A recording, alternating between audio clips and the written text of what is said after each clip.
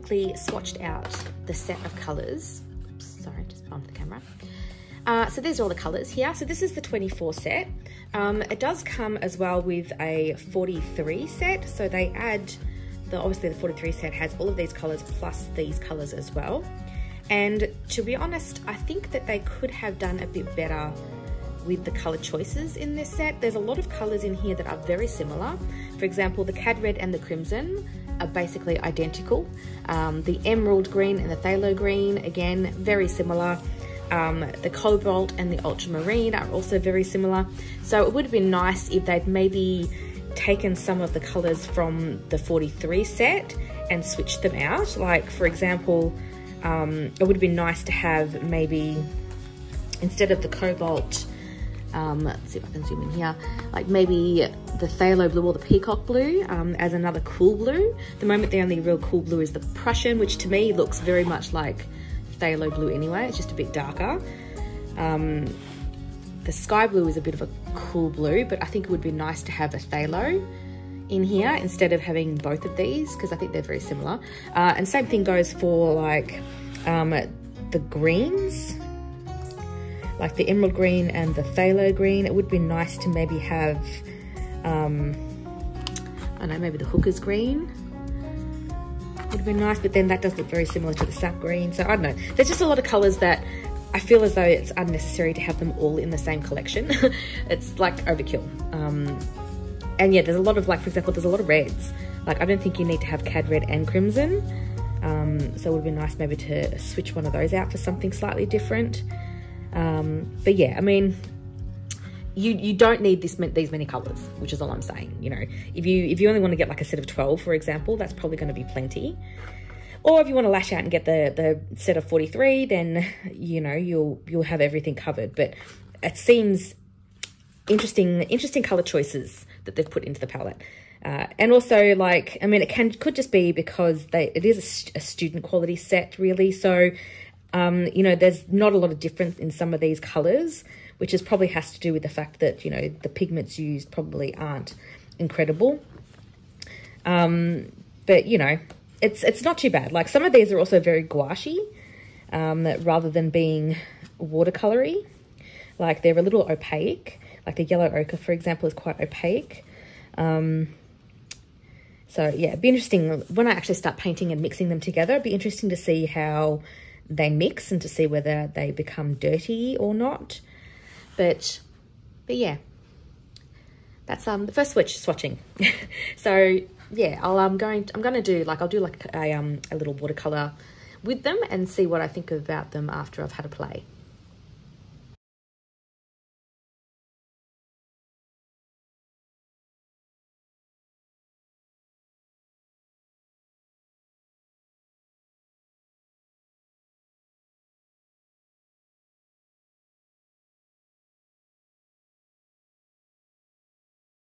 What are you doing? Huh? What are you doing? You helping? You're not supposed to be on the table.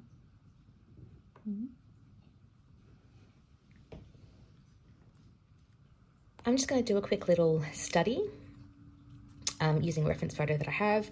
And I've just got 6 colours here just to test them out. I've got sky blue. This is the Prussian blue. Cad yellow, yellow ochre, this is permanent rose, and this one is alizarin crimson. So these are wet, so they're just straight squeezed out of the tube. And then I'm going to try them dry as well. So I've got my other palette that I swatched everything out into, and I'm going to let that dry overnight, and I'll come back when they're totally dry and I'll see how they work being re-wet. But for now, I'm just going to do a quick little study of a bit of a landscape. I don't want to do too much talking today. I actually had one of my wisdom teeth taken out 2 days ago. I just had it done in the dentist chair because it wasn't impacted or anything serious, but it did have a chip in it, and it had been previously filled and it couldn't be filled again, really. So the only option was to take it out. And so it didn't actually hurt having it taken out because I was numbed up really, really well. But that was a few days ago now, and it is actually hurting a little bit. It's very tender. My jaw is very tender, and so I don't want to talk too much. So I might just pop some music on and just have that playing in the background while I do this little sketch. It's just a quick little landscape. I'm just marking in some baseline things. Yeah, so I'm just going to do this little sketch and have some nice music in the background so I don't have to talk the whole way through it.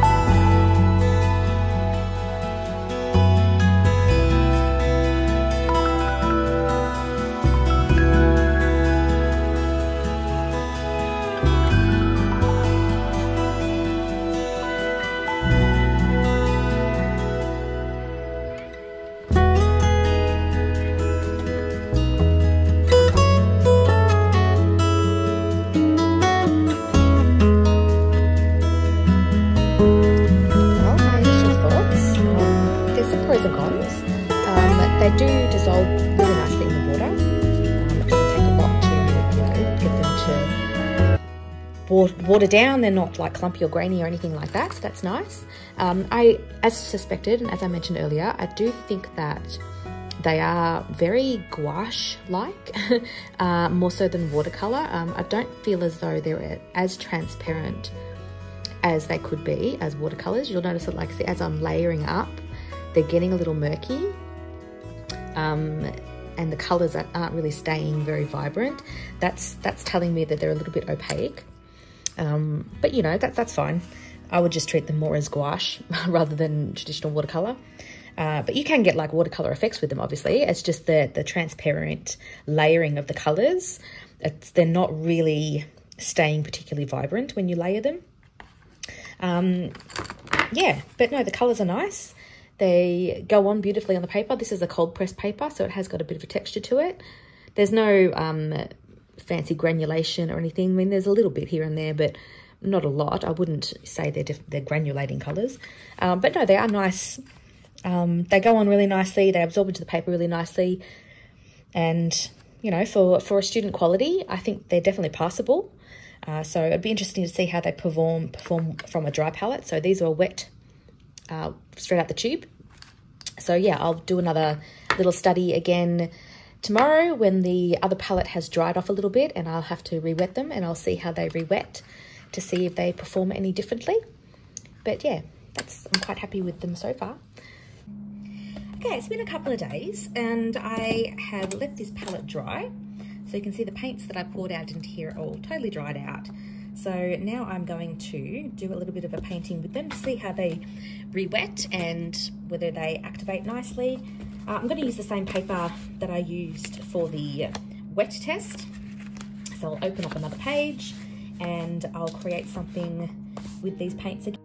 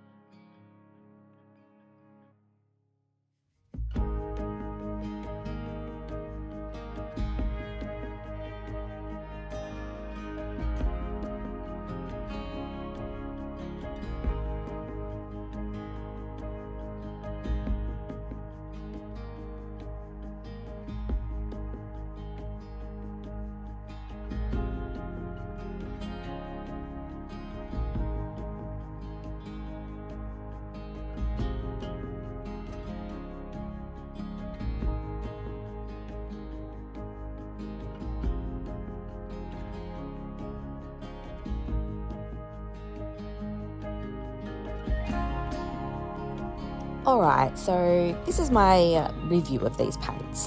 They were gifted to me for free, so this is 100% my opinion. It's not swayed in any way.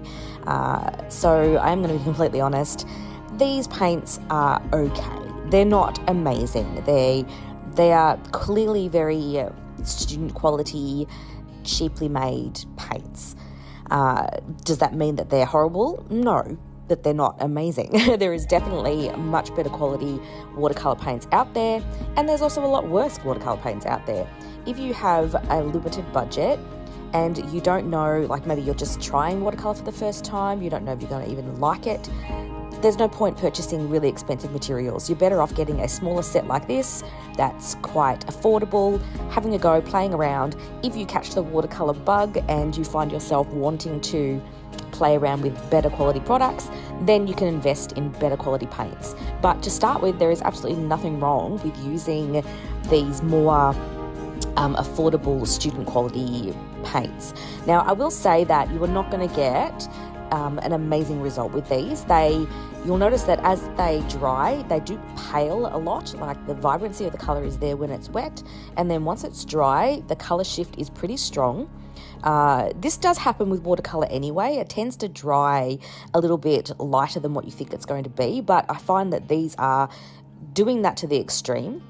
They are lightening up a lot, which means you then have to go back in again and darken up the shadows and the darker values again. And then when you dry it, they lighten up a little bit more. And I find that these are a little bit more extreme than what they would normally be with other paints. But, you know, that you get what you pay for. But, you know, as far as the colour range goes, they're nice. I will stick with what I said before as well in regards to them being a lot more similar to gouache than watercolour. A lot of the colours are quite opaque and not as transparent as they could be. And so that means that they tend to get a little bit muddy if you layer too many times. But overall, they're an okay product. And, you know, if you're looking for something affordable and you're just wanting to get started in watercolour, then you can definitely have a go with these.